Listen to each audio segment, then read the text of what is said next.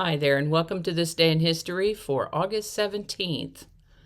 August 17th is the 299th day of the year in the Gregorian calendar, 230th in leap years, with 136 days remaining to the end of the year. Today's word is quash. Quash is a verb that means to put down or suppress forcibly and completely, to put an end to or destroy, to annul or put an end to, as in a court order, indictment, or court proceeding. This word comes to us from French and from Latin before that. And with that, we're going to start on August 17th of 1549, when the Prayer Book Rebellion was quashed in England. Now, what in the world does that mean? Well, the Catholic faith was huge in those days, and more than just about faith, religion was also a significant player in politics and power. Of course, we've talked about Henry VIII before, particularly in the way that he changed wives, the way some people change their seasonal decor. Maybe not quite that frequently, but getting unhitched from one wife to marry the next wife just because he wanted to didn't sit well with the Pope and the Catholic Church. When the Pope wouldn't give him an annulment, Henry VIII set out to break away from the authority of the Pope and the Roman Catholic Church. And this is all backstory to the English Reformation, which is associated with the Protestant Reformation, the wider European Protestant Reformation. Anyway, in 1549, a book called The Book of Common Prayer was published, presenting the revised theology of the English Reformation, which set off protests known as the Prayer Book Rebellion. Things got a bit more heated than one might expect that they would have, and actual military engagements resulted. On August 17, 1668, a magnitude 8 earthquake struck Anatolia in the Ottoman Empire. It was called Anatolia back then, but today we know it as Turkey. This is the birthday of American soldier, politician, and folk hero David Crockett. Only we know him as Davey Crockett. He was born August 17, 1786. He was first elected to the state legislature of Tennessee in 1821 and the U.S. House of Representatives in 1827, where he served 3 non-consecutive terms in all. He was defeated in 1835 by a peg-legged lawyer named Andrew Huntsman and gave up politics, saying, "Since you've chosen to elect a man with a timber toe to succeed me, you may all go to hell and I will go to Texas." He might not have known about the weather here, I'm not sure. And he left the next day. He was at the Battle of the Alamo the following year. Davy Crockett was a skilled hunter and marksman and had a reputation for telling tall tales. Much of his rustic frontier image was a product of political spin.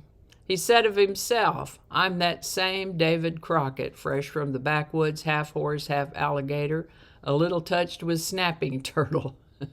Can wade the Mississippi, leap the Ohio, ride upon a streak of lightning, and slip without a scratch down a honey locust tree." Now, I don't know if you're familiar with honey locust trees, but they have needle-sharp thorns, and they're about 1 inch to 1.5 inches long. I mean, they really are like needles, and if you ever get poked with one, it's very painful. Trust me when I tell you that they're very effective at piercing the skin and definitely leave a painful reminder. So, Davy Crockett was a skilled tale spinner for sure. While the exact details of his death have been and continue to be debated, what we do know is that he died defending the Alamo in 1836 at the age of 49. This is also the birthday of Princess Victoria of Saxe-Coburg-Saalfeld, born August 17, 1786. This was the mother of Queen Victoria of the United Kingdom. She lived to the age of 74. Robert Fulton's North River Steamboat left New York City for Albany on the Hudson River on August 17, 1807. The conjoined twins, Chang and Eng, arrived in America from Siam on August 17, 1829, to embark on their exhibition tour. Their condition was the source of the phrase Siamese twins. They took up residence in North Carolina, became American citizens, married local sisters, and fathered 21 children. Chang died of a cerebral blood clot or stroke at the age of 62, and Eng died just a few hours later. On August 17, 1836, the British Act for Marriages in England of 1836 set about to legalize civil marriages in England and Wales beginning January 1, 1837.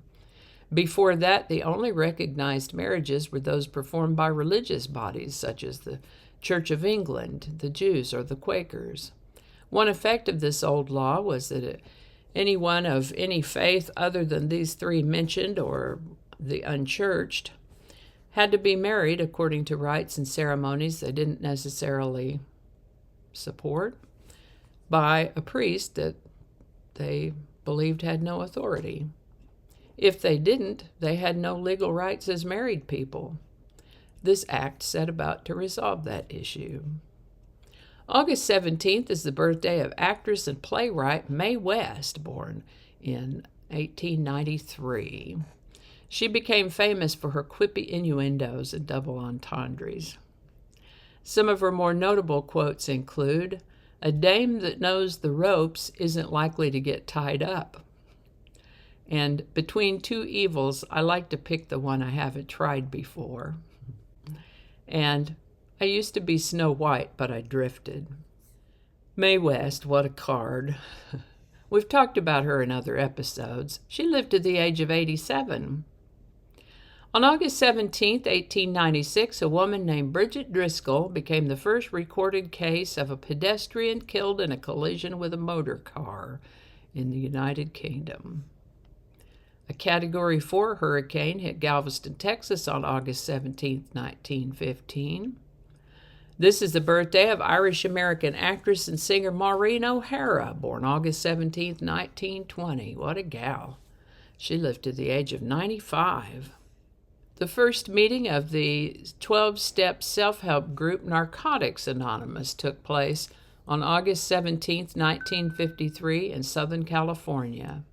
This is the birthday of American singer, songwriter, guitarist, and producer Eric Johnson, born August 17, 1954. It's hurricane season, kids! On August 17, 1955, Hurricane Diane made landfall near Wilmington, North Carolina, causing major floods and loss of life. This is the birthday of singer-songwriter Belinda Carlisle, born August 17, 1958. You might remember her from the Go-Go's from the late 70s into the 80s. The Go-Go's. Really? Wow. Sometimes I do this research and then I forget what I've found, and it's like a surprise to me, a new thing. Okay, so moving forward, on August 17, 1959, a 7.5 magnitude earthquake formed a lake called Quake Lake in southern Montana. U.S. Highway 287 runs right alongside it for a good bit, and there's a visitor center as well. Sounds like an interesting place to visit. 287 comes right through Fort Worth here also. Sometimes we talk about just go get on 287 and take it as far as it goes, but we haven't done that yet. We've mentioned the Berlin Wall before. On August 17, 1962, East Germans shot 18-year-old Peter Fechter as he tried to escape to West Berlin from East Berlin. On August 17, 1969, the grooviest event in music history, the Woodstock Music and Art Fair, drew to a close after 3 days of peace, love, and rock and roll in upstate New York. This is the day I should have worn my Woodstock t-shirt. On August 17, 1969, Hurricane Camille hit the U.S. Gulf Coast with Category 5 strength. Hundreds of souls perished and billions of dollars worth of property damage was done. On August 17, 1977, the Soviet icebreaker Arktika became the first surface ship to reach the North Pole. The first compact discs for commercial release were manufactured in Germany on August 17, 1982. Compact discs, or CDs as we like to call them, were originally designed to store and play back sound recordings and were later modified to store data. This first new album to be released on a CD was Billy Joel's 52nd Street, which hit the stores in Japan alongside the new Sony CD player on October 1st. Hitler's last living henchman, Rudolph Hess, died on August 16, 1987 at the age of 93. On August 17, 2008, American swimmer Michael Phelps became the first person to win 8 gold medals at one Olympic Games. 8. And that's all I have for you today. I hope you learned something you didn't know before. I sure did. As always, links to my sources are included in the show notes below. We won't have any images today. I'm a little pressed for time. I've got a doctor's appointment in a little bit. Going to have some cataract surgery next week. Anyway, thanks for watching. Give it a like if you enjoyed this video. Consider subscribing if you haven't already. Feel free to share this video with a link in your messaging, email, or social media. Thanks again, and I'll see you next time.